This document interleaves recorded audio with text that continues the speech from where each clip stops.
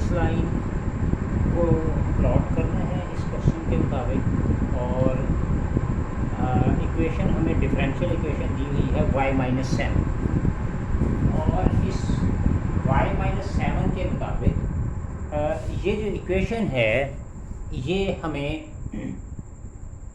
Autonomous differential equation दी हुई, क्योंकि जो इंडिपेंडेंट वेरिएबल है वो इन्वॉल्व नहीं हो रहा आपके y-7 में, सो इसलिए ये ऑटोनोमस डिफरेंशियल इक्वेशन है। अच्छा, अब इसको फेज लाइन को हमने ड्रा करना है। ये एक्सरसाइज हमारी है जी, ये 15.6 है। 15.6 का ये क्वेश्चन हम सॉल्व करने जा रहे हैं। अच्छा, अब जब फेज लाइन को हम बात करेंगे तो ये डी वाई, जब हम इक्विलिब्रियम की बात करेंगे तो dy बाई डी टी जो है दैट इज इक्वल टू 0। ठीक है, जब हम dy बाई डी टी को 0 करेंगे तो इट मीन्स ये क्या हो जाएगा, y-7 इज इक्वल टू 0। तो y किसके इक्वल आ गया, 7 के आ गया। अब हमारे पास इक्विलिब्रियम पॉइंट क्या आ गया, 7 आ गया। अब हमने इसकी कंडीशन को देखना है कि ये कंडीशन जो है इसकी, ये स्टेबल है, ये अनस्टेबल है। इसको चेक करने के लिए हमें इक्विलिब्रियम्स के अबव वैल्यूज़ के 7 से ऊपर वाली वैल्यूज़ को भी देखना पड़ेगा और नीचे वाली वैल्यूज़ को भी देखना पड़ेगा, और फिर हम इस पोजीशन पे आएंगे और बताएंगे कि whether it is a stable और अनस्टेबल। सो सबसे पहले हम y से ऊपर वाली वैल्यूज़ ले लेते हैं। आप कोई भी ले सकते हैं, यानी ग्रेटर देन 7, लाइक 8, 9, 10, एनीथिंग, आप जो आपको इजी लगे वो वैल्यू ले लें और इस इक्वेशन में आप फिट कर दें इसको।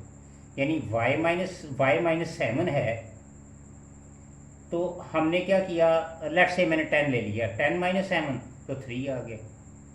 ठीक है, इसका मतलब ये पॉजिटिव है, तो पॉजिटिव का मतलब ये इंक्रीजिंग है, इसकी वैल्यूज़ जो होंगी वो बढ़ती चली जाएंगी, इंक्रीज होती जाएंगी, यानी इक्विलिब्रियम से अबव वैल्यूज़ चलती जाएंगी। ठीक है जी, अब हम 7 से नीचे वाली वैल्यूज़ ले लेते हैं, मतलब 6, 5, 4, 3, 2, कोई भी वैल्यू ली जा सकती है। तो लेट से मैं ले लेता हूँ 5 ले लेता हूँ और अगेन y-7 में पुट करता हूँ। तो अगेन जी हम यहाँ पे हम y ले लेते हैं, 5 ले लेते हैं, तो क्या आ जाएगा, 5 - 7 -2 आ गया। इसका मतलब ये क्या है, नेगेटिव है, सो ये क्या हो जाएगा, डिक्रीजिंग। ठीक है जी, अब हम इसको ड्रा करते हैं कि इसकी इक्विलिब्रियम पोजीशन क्या है, फेज लाइन के ऊपर ड्रा करते हैं और देखते हैं कि इसकी इक्विलिब्रियम पोजीशन क्या चीज़ आती है।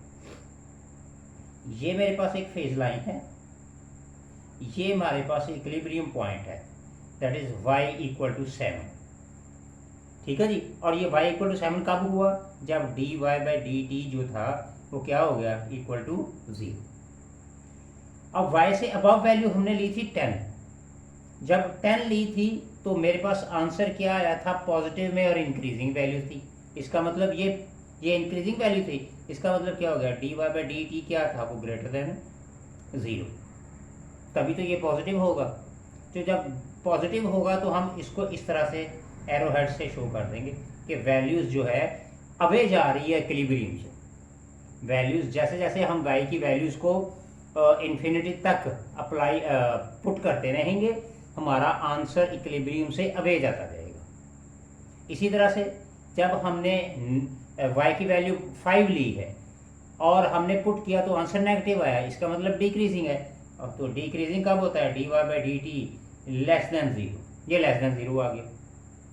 अब लेस देन 0 जो होता है वो डिक्रीजिंग है, यानी इक्विलिब्रियम से अगेन अवे। वो ऊपर वाला जो था वो अबव था, ये नीचे बिलो है, इसका मतलब फिर इक्विलिब्रियम से अवे जा रहा है, ये इक्विलिब्रियम से अवे जा रहा है। अब देखें दोनों कंडीशन, इस इक्विलिब्रियम से दोनों कंडीशन क्या हो रही हैं, इक्विलिब्रियम से अवे जा रही है। तो अगर मैं इसकी डायग्राम पोर्ट्रेट करने की कोशिश करूं, ये हमारे पास आ गया जी y = 7। ठीक है, ये इक्विलिब्रियम पॉइंट आ गया। तो यहाँ से मैं अगर चेक करूँ तो ये अवे है, ये अवे जा रहे हैं जी हमारे पास पॉइंट, ये अवे है, ये इंक्रीजिंग, और यहाँ से ये डाउन हो रहा है, ये देखिए यहाँ से ये डाउन हो रहा है, तो ये डिक्रीजिंग। ठीक है जी, तो ये कंडीशन कौन सी होती है जो इक्विलिब्रियम से अवे चले जाए, तो हम उसको हम कहते हैं अनस्टेबल कंडीशन। ये तो थी जी हमारा क्वेश्चन जिसमें हमने इसका एक पार्ट क्वेश्चन नंबर 1 का वो सॉल्व किया है। अब हम क्वेश्चन नंबर 1 का एक और पार्ट चेक कर लेते हैं और उसकी कंडीशन को देखते हैं कि व्हाट टाइप ऑफ कंडीशन।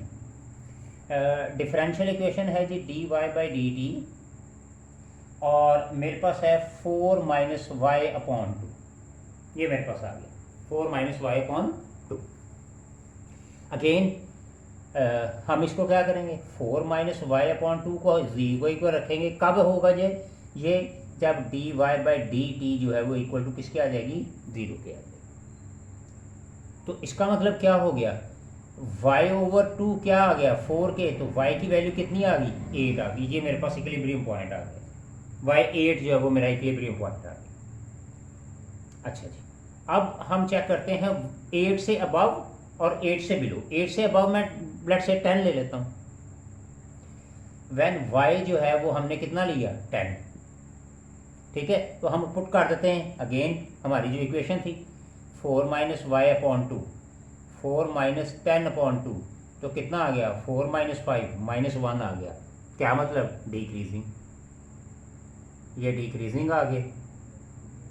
ठीक है जी, अब हम 8 से बिलो ले लेते हैं वैल्यू कोई भी। व्हेन y जो है वो मैं लेट्स से मैं 6 ले लेता हूँ, मैंने 6 ले ली। ठीक है जी, तो इसमें पुट करते हैं जी again 4 minus Y upon 2, 4 minus 6 upon 2, तो ये कितना आ गया, ये 1 आ गया, ये 1 आ गया। ठीक है, अच्छा अब जब ये 1 आया, ये 1 आया 6 लेने से, तो हमने क्या किया, ये पॉजिटिव हो गया। पॉजिटिव का मतलब इंक्रीजिंग आ गई, इंक्रीजिंग वैल्यूज आ गई। अच्छा, अब हम ये देखते हैं कि एक पॉजिटिव आ गया जब हमने 6 वैल्यू ली, यानी 8 से बिलो वैल्यू ली। तो जब 8 से बिलो वैल्यू ली है, तो अब हम चेक कर लेते हैं कि इसकी फेज डायग्राम क्या कह रही हमें। ये मेरे पास एक फेज डायग्राम है जी, फेज लाइन है। ये इक्विलिब्रियम पॉइंट आया है, और इक्विलिब्रियम क्या है हमारे पास 8, और कब आया, जब dy बाई डी टी जो है वो क्या आया, 0। अच्छा जी, अब हमने क्या किया, y से ऊपर वाली वैल्यू ली थी 10, ये 10, और क्या आया, नेगेटिव। इसका मतलब डिक्रीजिंग, ये डिक्रीजिंग आ गई। ये हमारे पास डिक्रीजिंग वैल्यूज आ रही, यानी dy बाई डी टी जो है वो क्या आ गया, लेस देन 0, डिक्रीजिंग। दूसरा क्या है, पॉजिटिव, जब हमने 6 वैल्यू ली, इंक्रीजिंग। इंक्रीजिंग का मतलब क्या है, dy बाई डी टी क्या है, ग्रेटर देन 0, तो उसको हम इस फॉर्म में लिख सकते हैं। देखें ज़रा, अब दोनों की कंडीशन को आप चेक करें। मूवमेंट जो है वो किस तरफ है, टूवर्ड्स इक्विलिब्रियम। नीचे से इंक्रीज हो रहा है, ऊपर से डिक्रीज हो रहा है। किसकी तरफ जा रहा है, इक्विलिब्रियम पोजीशन की तरफ जा रहा है। इसका मतलब मैं अगर इसकी फेज को डायग्राम को ड्रा करूं, तो यहाँ पे मेरे पास कुछ आ जाएगा यूं, y8 था। ठीक है, मतलब ये डिक्रीजिंग है, तो यहाँ से हम इसको डिक्रीज कर देते हैं। ये देखें जी, डिक्रीज कर देते हैं। ये यहाँ से हम इसको डिक्रीज कर देते हैं। ये वैल्यूज़ डिक्रीज हो रही हैं। यहाँ से वैल्यूज़ जो हैं वो क्या हो रही है, वो इंक्रीज हो रही है। तो यहाँ से हम वैल्यूज़ को इंक्रीज कर देते हैं। ये जब हम इस फेज लाइन को, ये फेज लाइन हमारी क्या कौन सी कंडीशन कहलाती है, ये स्टेबल कंडीशन कहलाती है। ठीक है जी, ये तो थी हमारी 2 क्वेश्चंस जो हमने सॉल्व किए, जिसे इवेल्युएट किया हमने फेज लाइन के हवाले से। जी, ये हमारे पास एक क्वेश्चन है, और इस क्वेश्चन की भी हमने फेज लाइन को डिस्कस करना है, और हमने फिर इसको क्लासीफाई करना है स्टेबल, अनस्टेबल और सेमी स्टेबल के पास। अब देखें हमारे पास ये जो गिवन इक्वेशन है, इसमें से हम P4 + 3P + 2P² = 0 when dy dt over dt जो है वो 0 की, जब ये 0 आ जाएगी तो ये कंडीशन। यहाँ से आप P² कॉमन ले,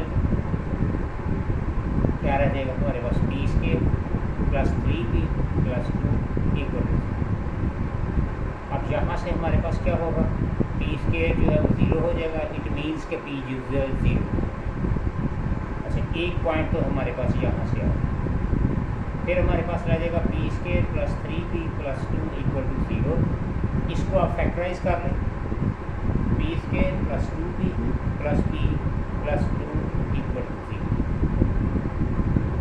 तो यहाँ से p प्लस 2 आ जाएगा प्लस 1 p प्लस 2 आ जाएगा। तो ये p प्लस 2 आ गया जी और p प्लस 1। इसका मतलब p की वैल्यू -2 आ गई और -2। तो हमारे पास इक्विलिब्रियम पॉइंट्स कितने आ गए, या और इन्हीं को हम क्रिटिकल पॉइंट्स कहते हैं। ये हमारे पास क्रिटिकल पॉइंट्स हैं। कौन कौन से हैं क्रिटिकल पॉइंट्स? एक हमारे पास 0 है, एक -1 है और एक -2। ठीक है जी। अब हम इन्हीं पॉइंट्स की मदद से हम फेज़ लाइन को ड्रा करते हैं और देखते हैं कि फेज़ लाइन की कंडीशंस क्या आती है और किस तरह से हम इसको इस्टेब्लिश कर पाते हैं। फेज़ लाइन के लिए हम अब देखते हैं, ये मेरे पास एक फेज़ लाइन है, ये फेज़ लाइन है। यहाँ पे मेरे पास 3 पॉइंट्स हैं, 0 -1। ये मेरे पास p 0 है, फिर मेरे पास p -1 आया और यहाँ पे फिर p मेरे पास क्या आ गया -2। ठीक है, इसका मतलब ये वाली जो कंडीशन है, व्हाट अबाउट dp/dt 0, यहाँ पे भी dp/dt 0 आएगी और यहाँ पे dp/dt ये भी 0। अब हमने क्या चेक करना है, हमने अब इसकी डिफरेंट वैल्यूज़ चेक करनी है। अब 0 से अबव अगर मैं वैल्यू लूँ अप टू इन्फिनिटी तक ली जा सकती है। ये कौन सी वैल्यू लें वो हमारी कंडीशंस को सेटिस्फाई कर सके? तो मैं यहाँ पे कोई भी वैल्यू ले सकता हूँ 1 2 3 अप टू इन्फिनिटी तक। ठीक है जी।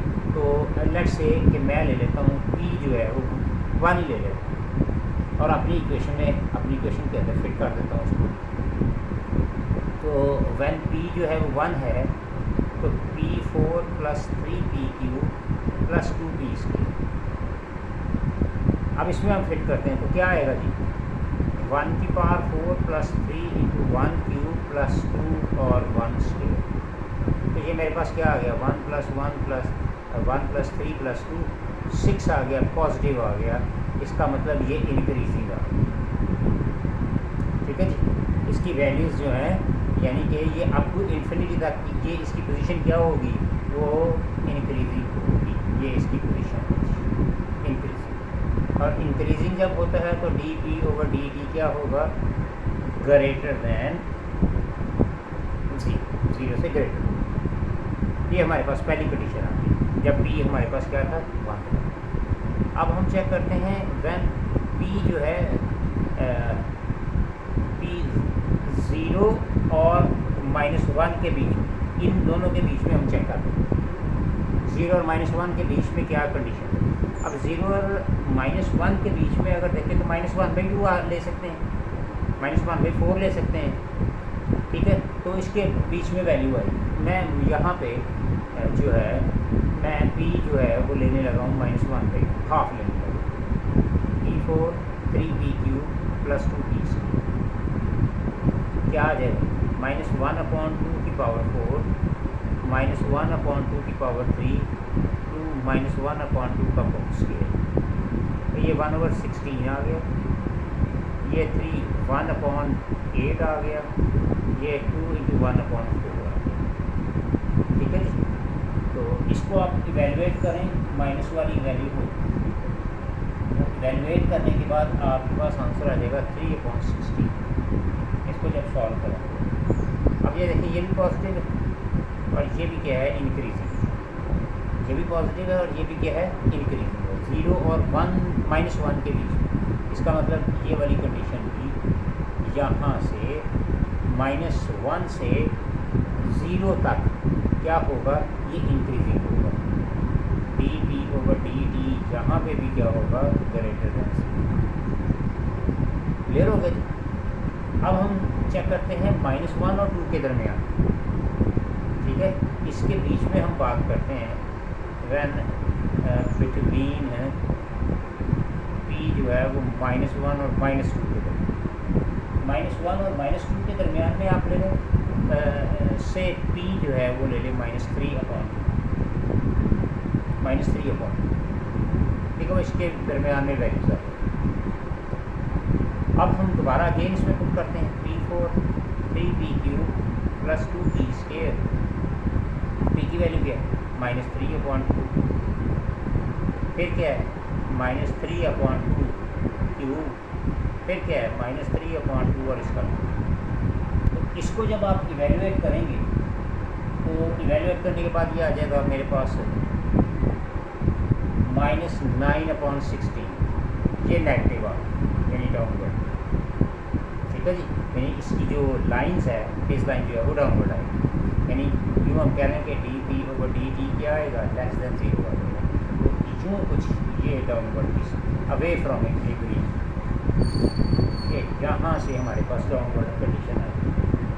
तो ये तो था हमारे पास दो। अब हमारे पास रह गया -2, और -2 से हमने क्या करना है -3 -4 -5 आप कोई भी वैल्यू ले सकते हैं। इसके अंदर हम वैल्यू पुट करते हैं जी -2 से ग्रेटर लेस जो है लेस, वो -3 ले लेते हैं -2 से। तो हम लेट्स से कि हम P जो है वो -3 ले लेते हैं। जब हम -3 लेंगे और अगेन हम उसमें पुट करते हैं P4 3PQ plus 2P square, मेरे पास क्या आ जाएगा -3 की पावर 4 -3Q और -3 और इसका स्केयर। तो जब आप इसको इवैल्यूएट करेंगे तो ये गालिबन 18 आ जाएगा और ये पॉजिटिव आ जाएगा और ये भी इंक्रीजिंग हो जाएगा। तो यहाँ से देखें इंक्रीजिंग जो है वो टूवर्ड्स आपके इस इक्विलिब्रियम पाथ क्रिटिकल पॉइंट की तरफ चला। तो ये तो थे हमारे पास कंडीशन। इसका मतलब है ये जो एरिया है यहाँ से जो हम करेंगे तो ये भी dP/dt जो है वो क्या है ग्रेटर देन 0। अब हमने ये बताना है कि 0 पे -1 पे -2 पे -1 पे और 0 पे ये इनकी बेसिकली फेज लाइन की कंडीशंस क्या है, ठीक है जी। अच्छा, अगर हम सबसे पहले -2 की तरफ देखें, तो यहाँ पे देखें -2 में अगर देखें तो ये क्या है, ये मूविंग टुवर्ड्स किधर जा रहा है इक्विलिब्रियम की तरफ, क्रिटिकल पॉइंट की तरफ, और ये डाउनवर्ड क्रिटिकल पॉइंट की तरफ। और अगर दोनों की कंडीशन इसी तरह से हो, इंक्रीजिंग और डिक्रीजिंग हो, तो वो वाली कंडीशन क्या कहलाती है स्टेबल कंडीशन। तो इसका मतलब P-2 सो स्टेबल, ये क्या कहलाएगी स्टेबल। अब हम इसकी बात करने जा रहे हैं -1 की, P-1 की तरफ देखें, ये अवे फ्रॉम द इक्विलिब्रियम, ये क्रिटिकल पॉइंट से ये देखें ज़रा आपको एरो नज़र आ रहे हैं, ये अवे फ्रॉम द इक्विलिब्रियम और ये भी अवे फ्रॉम द इक्विलिब्रियम, यानी दोनों ही जो है वो इक्विलिब्रियम से अवे जा रहे हैं। इसका मतलब P जो है वो -1 जो है वो क्या है, वो अनस्टेबल कंडीशन। अब यहाँ पे हमारे पास रह गया सिर्फ P0 रह गया। P0 देखें क्या आ रहा है, move away from the equilibrium, ठीक है जी। तो जब move away from the equilibrium करेंगे P0 पे, तो ये मेरे पास आ जाएगा जी सेमी स्टेबल कंडीशन आ जाएगी, जो कि हमारे पास इसकी लास्ट कंडीशन थी सेमी स्टेबल। फ्रेंड्स, ये जो थी हमारी फेज लाइन कि जिसके ज़रिए हमने इसके सारे क्वेश्चन को